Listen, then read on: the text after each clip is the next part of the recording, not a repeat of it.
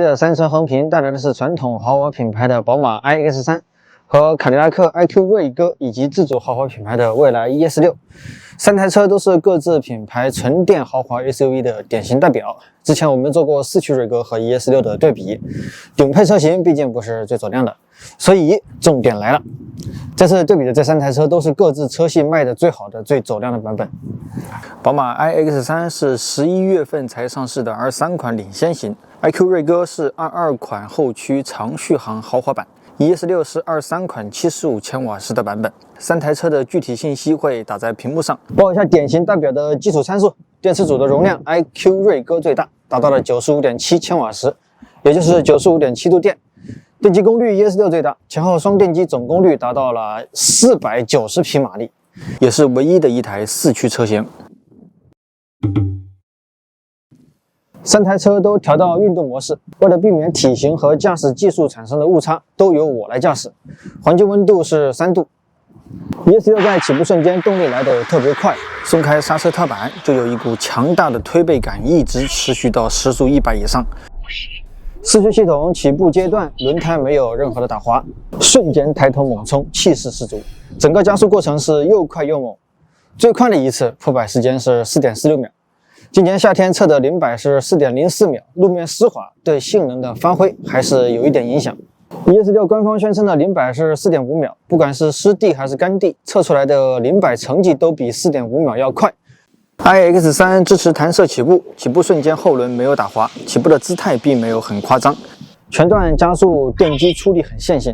最快的一次破百时间是 6.69 秒，比官方宣称的 6.8 秒也要快，与油车 X3 的 30i 版本破百时间几乎一致。IQ 锐歌起步瞬间后轮也没有打滑，起步姿态看着很平稳。前段的出力偏柔和，在时速20-30以后，电机的出力会有较大的爆发，推背感会变得很强。最快的一次破百时间是 6.45 秒。时速100到0的刹车距离没有做，因为测试当天下了大雨，还飘小雪，路面湿滑，安全起见就取消了这个项目。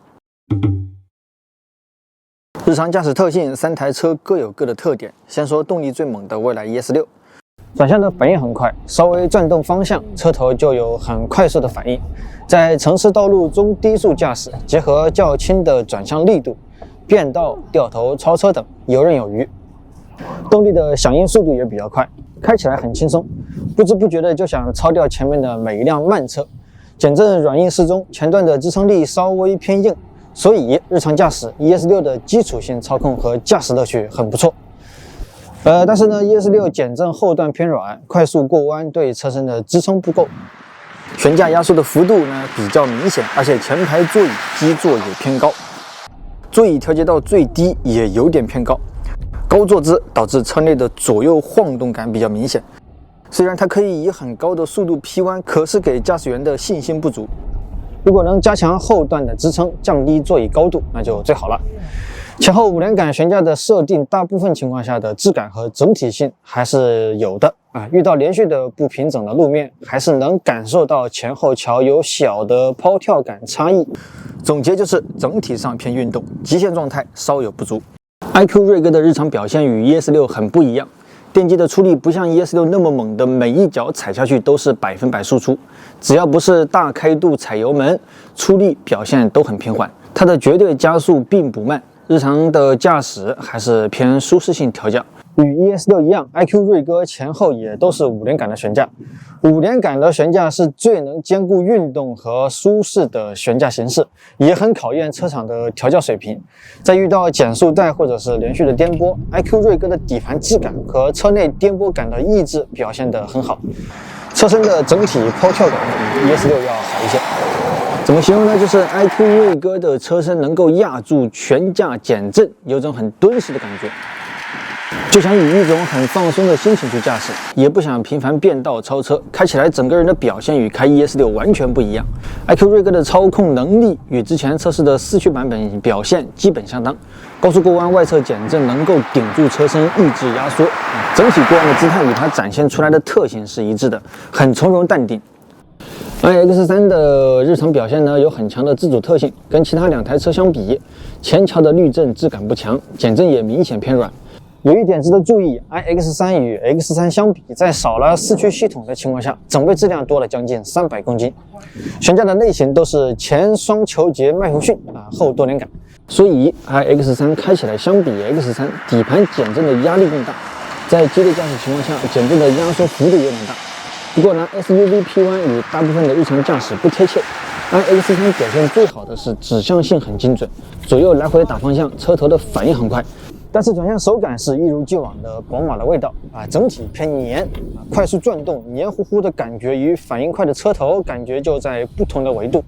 这种手感跟 X3 简直一模一样。iX3 日常动力的输出偏暴躁，快速踩下电门踏板，瞬间出力很快，几乎就是100%的输出，整体开起来显得冲劲很足。iQ 锐哥的外形通过不规则的线条设计，结合全车灯光的运用，显得很有科技感。解锁后自发光的 logo 和中网，以及有一整套点亮逻辑的大灯尾灯，仪式感十足，在夜间很炫酷。ES6 的外形相比22款是完全重新设计，比老款好看太多。整体设计更运动，也更加的富有科技感，尤其是后半部分车尾神似保时捷卡宴。iX3 的外形与油车 X3 几乎一致，也难怪很多人说它是油改电，也有人说 X3 是 iX3 的电改油版本。外形这块 ，iX3 的科技感、智能度与纯电新能源不匹配，没有开新能源的感觉。内饰层面 ，iQ 锐哥最值得说的是一块整体的 9K 分辨率33寸大屏幕。然后呢，它和 iX3 在车内都保留了大量的实体按键，空调控制区域按键。中控岛台旁边的操作系统按键，还有主驾门板上的后视镜调节按键等等，夜间的视觉效果也更丰富，层次感也更强，比 ES6 的2块屏内饰在电气化时代看着更有机械感。这一点传统豪华品牌的设计理念与国产自主品牌还是有设计上的区别。自主品牌的新能源在内饰的设计上目前几乎都是清一色的特斯拉化，把极简风发挥到极致，能不用实体按键尽量不用，都用更多的屏幕和语音来替代，这个有好有坏，看个人喜好。关于缺点，挑几个有代表性的点说几句后排地板中间位 iX3 有类似 X3 的高凸起，差评，被人说是油改电，不冤枉。ES6 座椅的坐垫太平了，坐垫侧翼和靠背侧翼对身体的包裹性一般，激烈驾驶不能很好的固定住驾驶者的身体。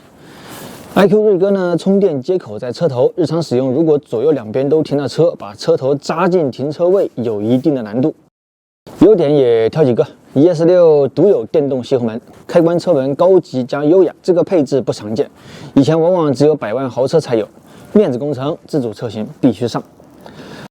iX3 有拨片式电子换挡杆，只不过换挡杆太短，要么采用兰花指，要么采用一阳指，我不知道这是不是优点，你们说呢？iQ 锐哥的 AKG 音响值得大大的夸赞，这个不是选装配置，原装音响就是 AKG，19个扬声器功放达到了1400瓦，听歌真的是一种享受，所以有 AKG 加持就不想开快车。好的音响要有好的隔音效果才能够展现出来。iQ 锐哥前排双层隔音玻璃的运用，关上车窗可以隔绝绝大部分车外噪音。NVH 的实际表现 ，iQ 锐哥是最好的。出发前3台车都充电到90%，一起编队出发，分别是在纯市区和纯高速路段行驶100多公里，来回继续充电到90%，都是在同一个充电站同时充电。环境温度2到3度左右，制热空调全程开启24度，2档风，关闭音响，大灯都是自动模式，驾驶模式都是最省电的经济模式。动能回收按照我们内部讨论都调整为最弱的一档，因为我开电车自己开比较熟悉，动能回收都是调到最强。如果车上带了人，为了让朋友和家人有更好的乘坐体验，也为了避免高动能回收带来的减速拖拽感，都会把动能回收调到最弱。以上做的这些都是尽量为了模拟日常。直接说结论，纯市区路段100公里电耗 ES6 是 20.1 度， iX3 是 19.5 度， iQ 锐哥是 18.8 度。纯高速路段100公里电耗 ES6 是 24.4 度， iX3 是 23.2 度， iQ 锐哥是 21.8 度。出力更猛的四驱 ES6 电耗相对高一点点，iX3 中规中矩，iQ 锐哥的电耗控制的比较理想。iQ 锐哥的 AKG 音响同级最好，刚才也说过对吧？实际表现呢，优于其他2台车的原装音响，也优于宝马 iX3 选装的哈曼卡顿。轮胎型号是26550R20，是3台车里最大的，前提是 ES6 没有选装21寸轮毂，独有方向盘加热、前排座椅加热、通风、按摩和3电以及整车的终身质保。有个不足的地方建议后排标配加热、通风、按摩、女王副驾、后排娱乐屏、后排电动座椅调节等等都安排上，把实力展现出来的舒适性发挥到极致，形成舒适配置层面的全面领先。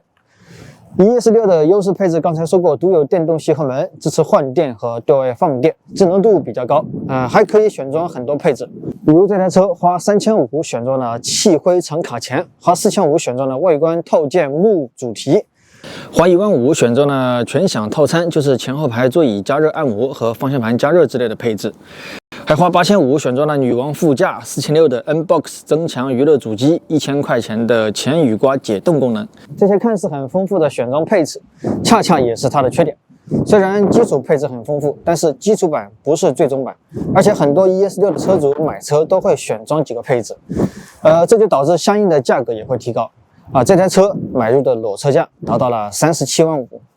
iX3 配置这块与油车 X3 几乎一致，相比 iQ 锐哥和 ES6 没有任何优势，全面落后。座椅加热、方向盘加热、无钥匙进入等基础性的配置都要选装，而且价格不便宜。好在它的优势是在车标的加持下还有巨幅的优惠。对于宝马而言， iX3 过于接近油车是优点也是缺点。以上就是这一期豪华品牌纯电中型 SUV 横评的全部内容，别忘了你的3连，下期见。